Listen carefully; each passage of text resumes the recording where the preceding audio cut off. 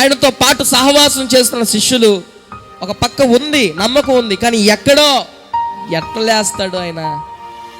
మనతోనే ఉన్నాడు కదా, మనతోనే భోజనం చేశాడు కదా, మనతోనే ఆహారం తిన్నాడు కదా, మనతోనే పనుకున్నాడు కదా, మనతోనే ప్రార్థన చేశాడు కదా, ఎట్లా లేయగలడు ఆయన? చనిపోయి ఇప్పటి వరకు ఎవరు లేయలేదు అట్లాగా. ఎక్కడో అపనమ్మకం. కాబట్టి వారు యేసుపై విశ్వాసం ఉంచలేకపోయారు.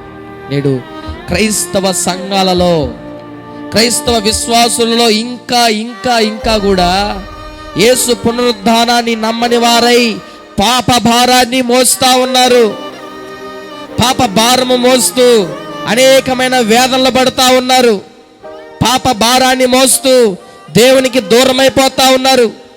పాప భారాన్ని మోస్తూ కుటుంబాలని పాడు చేసుకుంటా ఉన్నారు. ఇంకా యేసు పునరుద్ధానాన్ని నమ్మని వారు, యేసు త్యాగాన్ని గమనించని వారు, జ్ఞాపకం చేసుకుని వారు నేటి క్రైస్తవ సమాజంలో ఎక్కువ మంది. అందుకే నేను రాసిన పాటలో నేను రాసిన వచనం, అయ్యా నీ త్యాగం ఎరుగకనే నేను దోషినై ఉన్నాను. ఆయన త్యాగం ఎరగని వారు ఎవరైనా కూడా వారు దోషులే.